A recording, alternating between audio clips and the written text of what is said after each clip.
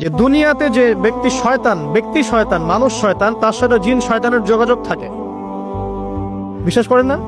দুনিয়াতে যে ব্যক্তি মানুষ শয়তান, তার সাথে জিন শয়তানের যোগাযোগ থাকে।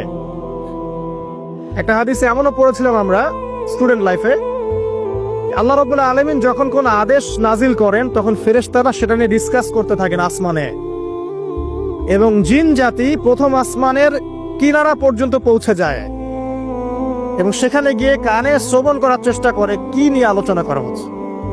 যদি কোনো একটা সংবাদ তাদের কান পর্যন্ত চলে আসে, তাদেরকে বিতাড়িত করার জন্য আল্লাহ রাব্বুল আলামিন উল্কাপিণ্ড ছোড়েন। ওখানকার ফেরেশতারা আছেন, তারা অগ্নিশিখা নির্বাপন করেন। সূরা সফফাতের প্রথম দিকে পড়ে দেখবেন। এই জিন দুনিয়াতে যে কবিরাজ বা তান্ত্রিক বা জাদুকরের আন্ডারে আছে, সে এসে তাকে জানিয়ে দেয় এই হতে যাচ্ছে। তখন সেই তান্ত্রিক এই সত্যটার সাথে আরো 100টা মিথ্যা জড়িয়ে জনগণকে বিভ্রান্ত করে। তখন তার কথা ফলে যায়, মানুষ মনে করে যে তান্ত্রিক অনেক বড় কিছু হয়ে গেছে। তো এগুলো সবই ফিতনা। যাই হোক, এই জিনের ব্যাখ্যা কিন্তু আমরা করতে পারছি না বিজ্ঞান দিয়ে। নবী করিম সাল্লাল্লাহু আলাইহি ওয়াসাল্লাম বলেছেন, এক শ্রেণীর স্পেশাল ফেরেশতা আছেন যারা দরুদগুলোকে সংরক্ষণ করেন। আমরা যে কথাগুলো বলছি রেকর্ড হয়ে যাচ্ছে না? আজকে থেকে 100 বছর 200 বছর আগে মানুষ এটা কল্পনা করতে পারতো? আমরা এখন যেখানেই মুভ করছি, সিসি ক্যামেরা, ভিডিও, এটা সেটা, স্যাটেলাইট, এগুলো আছে না? আজকে থেকে 300 বছর আগে মানুষ এগুলো বিশ্বাস করতে পারতো?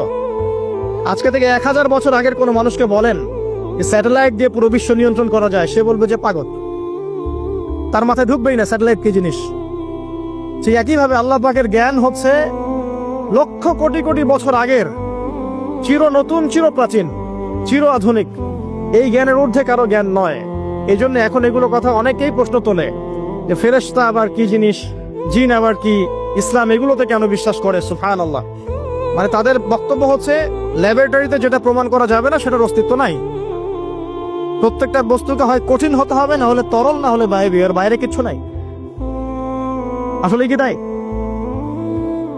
তো সবকিছুকে বিজ্ঞান দিয়ে ব্যাখ্যা করতে হবে জরুরি না।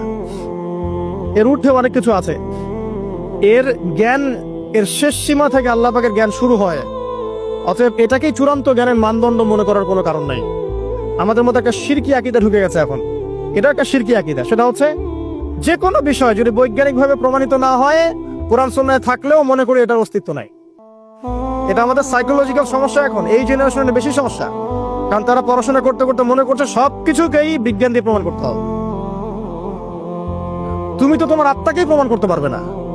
একটা মানুষ হাঁটছে রাস্তা দিয়ে, পড়ে গেল, ডেড। এরকম হচ্ছে না? তাহলে কি এমন ছিল তার দেহের মধ্যে, বের হয়ে চলে গেল, সে ডেড? বলবে হৃদযন্ত্রের ক্রিয়া বন্ধ হয়ে মারা গেছে। তো ক্রিয়াটা বন্ধ হলো কিভাবে? কে হুকুম করলো? কার আদেশে বন্ধ হলো? কে নিয়ে গেল রূহটা, আত্মাটা? তো এগুলো তো ব্যাখ্যা করতে পারবে না। সো এই কনসেপ্ট থেকে বের হয়ে আসতে হবে যে প্রত্যেকটা বিষয় বিজ্ঞান দিয়ে প্রমাণ হলে পরেই বিশ্বাস করবো, না হলে করবো না। এটা ঠিক নয়। কোরআন এবং সুন্নাহ যা আছে এটা চূড়ান্ত। এর বাইরে যা আছে এটা যদি কোরআন সুন্নাহর সাথে মিলে যায় আমরা গ্রহণ করবো, কোনো সমস্যা নেই। কিন্তু না মিললে আমরা কোশ্চিন কালো সেটা মানতে রাজি নই। আসুন, নবী করিম সাল্লাল্লাহু আলাইহি ওয়াসাল্লাম বলেছেন, এক শ্রেণীর স্পেশাল ফেরেশতা আছেন, মালায়েকা, নূরের তৈরি, আলোর তৈরি, আলো দিয়ে তৈরি, নূর দিয়ে তৈরি, যারা নিঃসন্দেহে আলোর বেগের চেয়ে বেশি বেগে ভ্রমণ করতে পারেন, নিঃসন্দেহে। আচ্ছা, তো তারা স্পেশালি এই দরুদগুলোকে সংগ্রহ করেন। দরুদ এবং সালাম এটাকে সংগ্রহ করেন, করে নবী সাল্লাল্লাহু আলাইহি ওয়াসাল্লাম পর্যন্ত পৌঁছে দেন। এরপর আল্লাহ রাব্বুল আলামিন, আল্লাহ সুবহানাহু ওয়া তাআলার ইচ্ছায় নবী করিম সাল্লাল্লাহু আলাইহি ওয়াসাল্লাম এর জবাব দিয়ে থাকেন। একটু চিন্তা করেন যে আপনি মনে করেন আল্লাহ রাসূল সাল্লাল্লাহু আলাইহি ওয়াসাল্লামের দরজায় দাঁড়িয়ে আছেন, কথার কথা মনে করেন যে তিনি জীবিত আছেন, কথার কথা।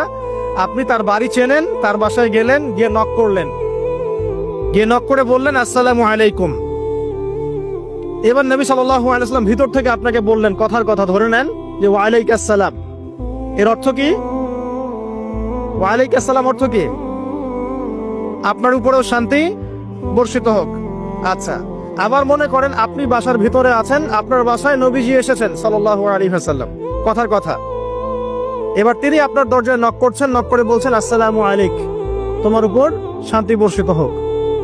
তো নবী সাল্লাল্লাহু আলাইহি ওয়াসাল্লামের এই যে দোয়া, তোমার উপরে শান্তি বর্ষিত হোক, এটা যে যত বেশি পাবে তার জীবনটা তত সুন্দর হবে না? অতএব যে ব্যক্তি যত বেশি দরুদ পাঠ করবে, যত বেশি সালাত প্রদান করবে নবী সাল্লাল্লাহু আলাইহি ওয়াসাল্লামকে, ইনশাআল্লাহ তাআলা সে সচ্ছল হবে, টেনশন ফ্রি থাকবে, সুখে শান্তিতে পৃথিবীতে বসবাস করবে ইনশাআল্লাহ। আর সুখ বলতে আমি শুধুমাত্র চাকচিক্য বোঝাচ্ছি না, বাড়ি গাড়ি স্ট্যাটাস বোঝাচ্ছি না। সুখী হওয়ার জন্য টাকা যথেষ্ট না। অনেক সময় দেখবেন কোটিপতি মানুষ সুখী নয়, একজন ভ্যান চালক সুখী। সুখ তাকে দিয়ে কেনা যায়? সুখ বলতে মনের সুখকে বোঝানো হচ্ছে। আল্লাহ পাক আমাদেরকে বোঝার তৌফিক দান করুন।